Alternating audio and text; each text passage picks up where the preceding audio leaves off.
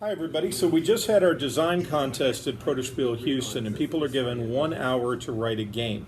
Each team got a bag of bits, and in this year the bag of bits included popsicles in color, popsicles not in player colors, and these Easter eggs which have animal faces on them and can be opened up to hide information. And the winning game this year is called Zookeeper.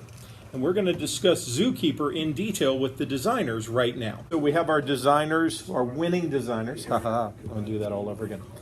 Come out and get it. So we have here 3 of the 4 winning designers and a shy 4th person off camera who are going to talk about Zookeeper, the game which won the 1-hour design contest at Protospiel this year. So gentlemen, tell us about it. Dan?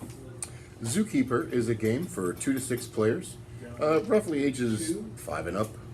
Of course, you know, based on product testing, right? Extensive product testing in an hour. Yes, of course. And in the game, the animals are hungry. It's time to feed them.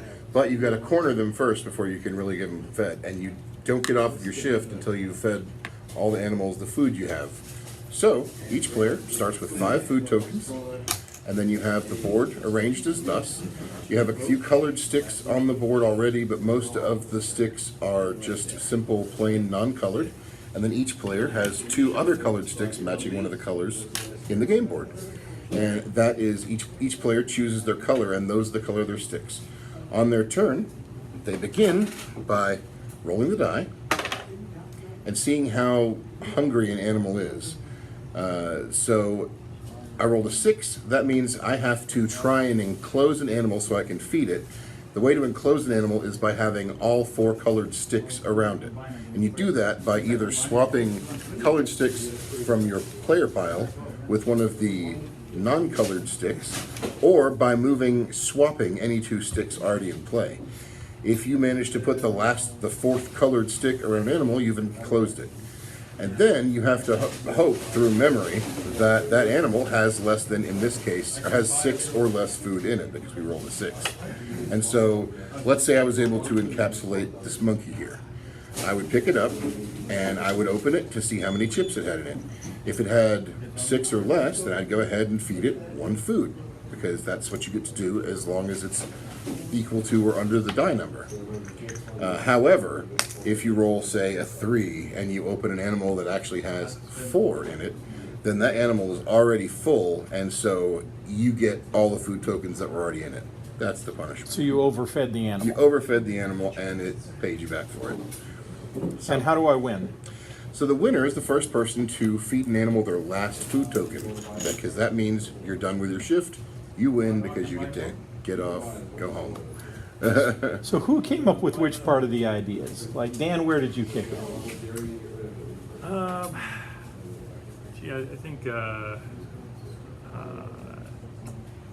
think it might have been we had a board set up, and I know we were trying to figure out what we were going to do with the fact that these containers, you could put things inside of them, and so I think we tried different ideas, but I think I might have added the thing where you're trying to get to some target value, and that's the memory aspect of the game. But a lot of the pieces, everybody's throwing little bits in, so it's hard to figure out where that line was. So very collaborative. Yeah, very collaborative. Very collaborative. Richard, what do you think is the best part of this game? I think the best part of this game is the fact that you can, the memory aspect, that you can put the food into the different animals, and you have to keep track of which animals have the most food and the pressure luck element of it. Now, Richard, I have a follow-up question for you. I know that you do gaming for the blind, and it occurred to me that this game might actually be fairly blind-friendly. If you were going to adapt this game, I'm guessing that you would mark these colors with Braille markers for the player colors. How adaptable do you think a game like this would be for that target group? I think that would be fine. I mean, the main concern with something like that is just making sure that when you move the things around, or that they can do it. I'm not sure if it would be the.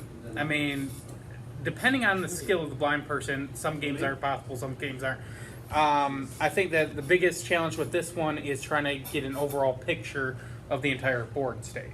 And especially seeing or trying to remember how many foods in an animal that you didn't feed last. Yeah, but the other thing about that is the fact that I set something down here, I don't remember where I put it. I don't have to remember where I put it because I can just look and see it. A blind person, they practice every day remembering things. So I think a blind person would kick your butt. No, I just I'm sure mean, they would kick mine because I they- forget everything all Right. the No, I time. mean, I they just have mean to if remember. if they fed, if they fed one, they'd probably remember it. But if someone else was feeding one, they might not know how much someone else fed them. Well, they that- might hear it. Well, that comes with playing. If you're playing with a blind, I'm putting one in the one in the center, but that's going to be with their play group, making sure that that information is conveyed. True. Because it is absolutely not fair if they don't know that information. Of course. So, for instance, I would open them on up and say, okay, I'm opening up the one in the center, and the one in the center has 1 in it, and I'm putting one more in, so it now has 2, and I'm putting it back in the center. Right. you have As to long be as I able- vocalize that, would that be I would think that that would be fair. fantastic? But, Sure. I I mean- know I've played chess against blindfolded players, and they clobbered me.